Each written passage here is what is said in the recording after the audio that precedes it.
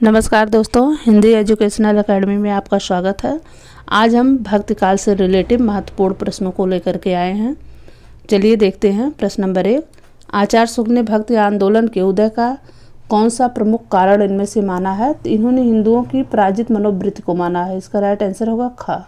प्रश्नोत्तर नंबर 2, अलवार भक्तों का मूल स्थान कहाँ था? तो अलवार भक्तों का मूल स्थान दक्षिण भारत था। इसका राइट आंसर है क। प्रश्नोत्तर नंबर 3, आचार्य शुक्ल ने भक्तकाल की समय सीमा क्या मानी है? तो आचार्य शुक्ल जी ने भक्तकाल की समय सीमा संवत 1375 से 1700 विक्रमी मानी है।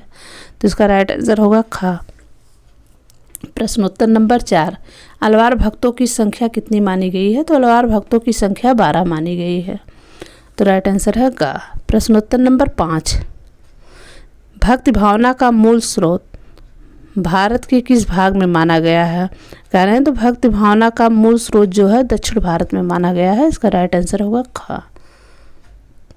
प्रश्नोत्तर नंबर 6, इनमें से कौन सा कथन कह रहे हैं असत्य है?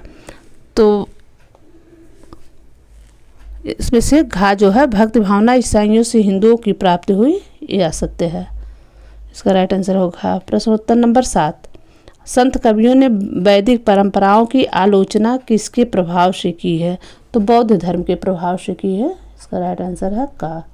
प्रश्नोत्तर नंबर 8, ये कह रहे हैं कि दिव्य प्रबंधन किसके पदों का संकलन है? तो दिव्य प्रबंधन अलवार भक्तों के पदों का संकलन है। राइट आंसर है क।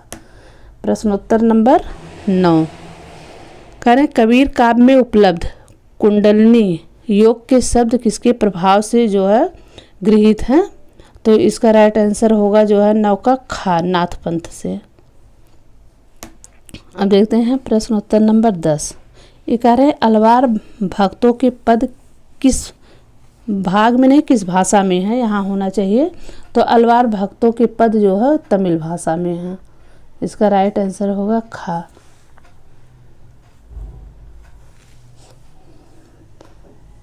अब देखते हैं प्रश्नोत्तर नंबर 11 पूछ रहा है कि संत कवियों के दार्शनिक सिद्धांतों का मूल आधार क्या है?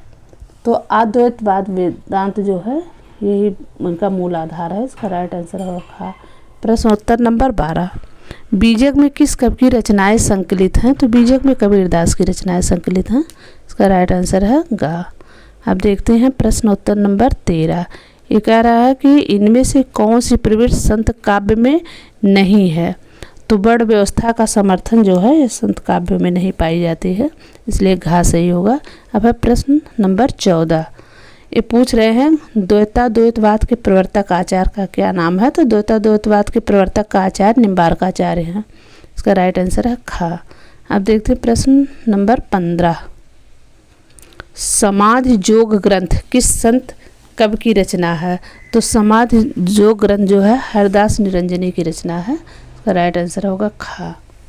अब है प्रश्नोत्तर नंबर 16, राघवानंद जी किस प्रमुख व्यक्ति के गुरु थे? तो राघवानंद जी जो है ये रामानंद जी के गुरु थे। राइट आंसर होगा ख। प्रश्नोत्तर नंबर 17, ये कह रहे हैं सिद्धांत पंचमात्रा ग्रंथ के रचयिता कौन है? तो सिद्धांत पंचमात्रा ग्रंथ के रचयिता राघवानंद जी हैं। तो राइट आंसर होगा ख।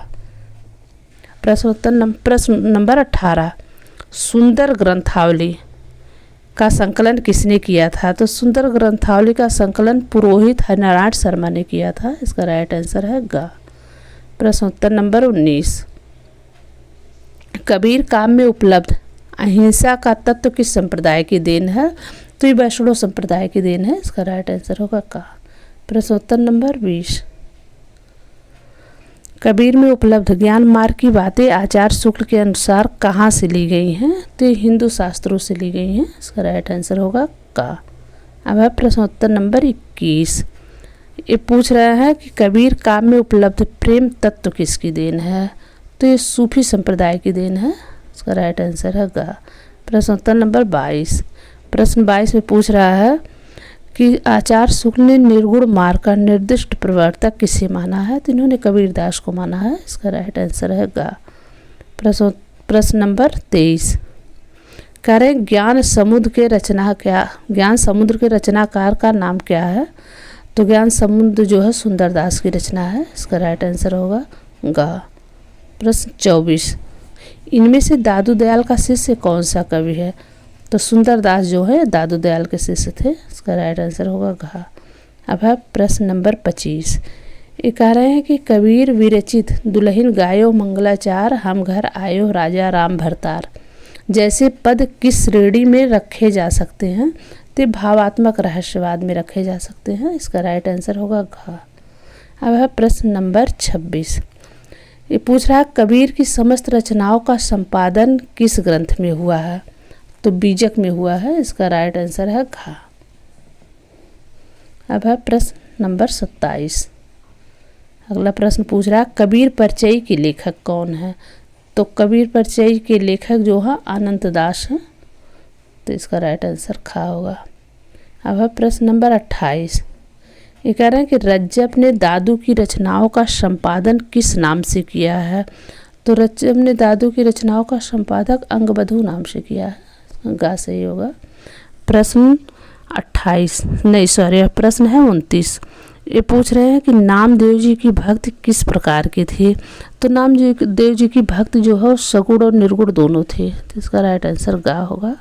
अगला प्रश्न है प्रश्न नंबर 30, ये पूछ रहे हैं कि निर्गुण ब्रह्मा को कियो समाधु, तभी चले कबीरा साधु। उपर्युक्त पंक्तियों के रचनाकार कौन से संत कवि हैं? तो ये दादू की पंक्ति है का इसका सही होगा।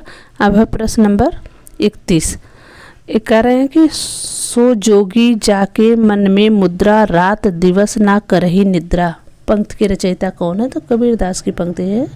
खा इसका होगा। अब है प्रश्न नंबर 32, ये कह रहे हैं अपना मस्तक काट के वीर हुआ कबीर, ये किसकी पंक्ति है? तो दादू की पंक्ति है। इसका राइट आंसर गा होगा। अब प्रश्न नंबर 33 कह रहा है मोहम्मद बोध के रचयिता कौन है? तो मोहम्मद बोध जो है कबीरदास की रचना है। इसका राइट आंसर होगा का। अब है 34 कह रहे कबीर की मृत्यु के पश्चात उनकी गद्दी किसे मिली थी? तो धर्मदास को मिली थी। राइट आंसर का होगा। अगला प्रश्न है प्रश्न नंबर 35, नैया बीच नदिया डूबत जाए के रचयिता कौन है? तो कबीरदास जी हैं इसके रचयिता। राइट आंसर होगा घा। अब है प्रश्न नंबर 36, कह रहे हैं झर लागे महलिया होगा गगन हराए के रचनाकार कौन है? तो ये धर्मदास की पंक्ति है। तो इसका राइट आंसर होगा घा।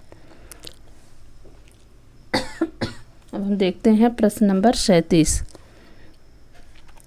में पंक्ति है पूछ रही थावर जंगम कीट पतंगा पूरी रहो हरि राई, ये किसकी पंक्ति है? तो ये रैदास जी की पंक्ति है। इसका राइट आंसर होगा घा। अब है प्रश्न नंबर 38, कह रहे सुंदरदास का जन्म कहाँ हुआ था? तो सुंदरदास का जन्म धौसा में हुआ था। इसका राइट आंसर है गा। अगला प्रश्न है प्रश्न नंबर 39, ये पूछ रहा है कि इनमें से अद्वैतवाद किसको प्रतिपादित करता है? तो अद्वैतवाद जो है करता है जीव और ब्रह्मा एक हैं। तो इसका राइट आंसर होगा का। अब है प्रश्न 40, संत कबीर पुस्तक के लेखक कौन है? तो संत कबीर पुस्तक जो है राम कुमार वर्मा द्वारा लिखी गई है। इसका राइट आंसर होगा गा। अब है प्रश्न नंबर 41, कबीर नामक पुस्तक किसने लिखा? तो कबीर नामक जो है पुस्तक वो हजारी प्रसाद द्विवेदी ने लिखा है। इसका राइट आंसर होगा का। अब है प्रश्न नंबर 42, ये कह रहा है अगर इस्लाम नहीं आया होता तो भी इस साहित्य का वारा आना वैसा ही होता जैसा आप है। ये कथन किसका है? तो ये कथन आचार्य हजारी प्रसाद द्विवेदी जी का है। इसका राइट आंसर है खा। हम देखते हैं दोस्तों प्रश्न नंबर 43, ये पूछ रहा है अलवार संतों में प्रसिद्ध महिला संत कौन थी? तो इसमें प्रसिद्ध महिला संत जो थी वो आंडाल थी। इसका राइट आंसर है का। अब है प्रश्न 44, किस रचना को तमिल वेद कहा गया है? तो नलियार दिव्य प्रबंधम को जो है तमिल वेद कहा गया है। घा इसका राइट आंसर होगा। अब है प्रश्न नंबर 45, ये कह रहे हैं किस दर्शन में संसार को ब्रह्म से भिन्न और अभिन्न दोनों माना गया है। तो ये द्वैताद्वैतवाद जो है, इस दर्शन में संसार को भिन्न और अभिन्न दोनों माना गया है। अब है प्रश्न नंबर 46। ये कह रहे हैं कबीर किसके समकालीन थे। तो कबीर सिकंदर लोदी के समकालीन थे। इसका राइट आंसर होगा गा। अब है प्रश्न नंबर 47। संत काव्य को ज्ञानसराई शाखा संत काव्य को ज्ञानसराई काव्य किसने कहा था। तो संत काव्य को जो है ज्ञानसराई ये जो है आचार्य रामचंद्र शुक्ल जी ने कहा था। इसका राइट आंसर होगा खा। अब प्रश्न नंबर है 48। 48 कह रहा है कि जो है भक्ति का वह कौन सा मूल तत्व है जो निर्गुण सगुण दोनों प्रकार की भक्ति में समान रूप से पाया जाता है। तो है रागात्मकता। प्रश्न नंबर 49। 11 संत रज्जब का पूरा नाम क्या है। तो संत रज्जब का पूरा नाम रज्जब अली खां था। इसका राइट आंसर होगा खा। अब दोस्तों अंतिम प्रश्न है कबीर सिद्ध साहित्य से काफ़ी प्रभावित थे। निम्नलिखित में सिद्ध साहित्य और कबीर साहित्य में कौन सी असमानता मिलती है। तो चमत्कार का प्रदर्शन जो है कबीर में नहीं था। तो इसका राइट आंसर होगा घा। धन्यवाद दोस्तों। फिर हम भक्तकाल के अगले प्रश्नोत्तरी को लेकर के आपके सामने आएंगे। इसी तरह आप देखते रहिए। धन्यवाद।